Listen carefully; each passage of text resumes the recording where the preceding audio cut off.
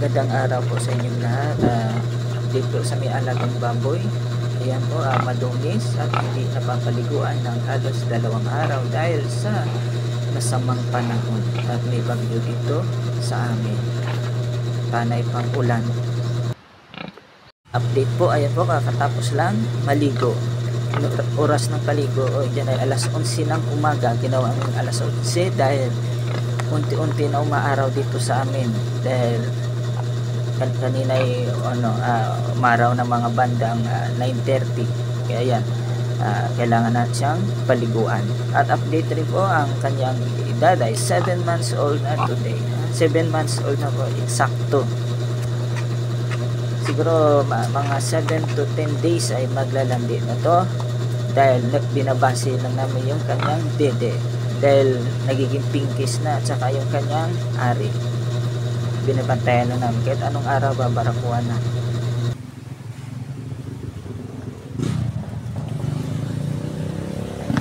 Update po sa aming pet Trinduro, kalawang dumalaga.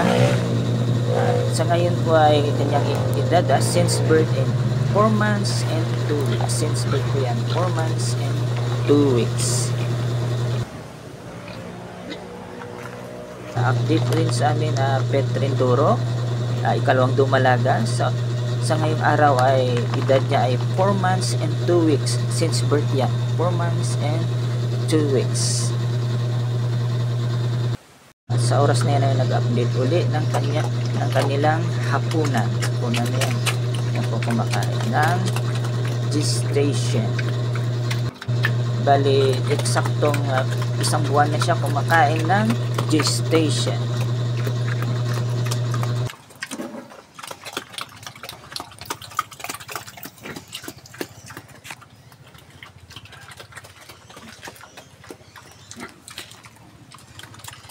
Bali malapit na to ililipat sa bagong yung parawing para ayusin to, i-renovate yung kanyang sahig dahil nabibitak na.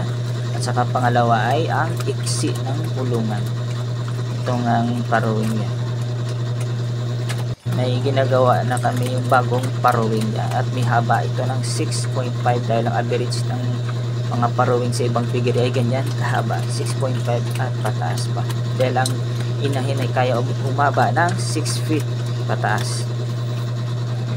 Update din po sa aming pet Trinduro na dumalaga. Yan po, dali na una na yan kumain kaya ayan, nagpapahinga na at saka nagre-relax dahil sa busog.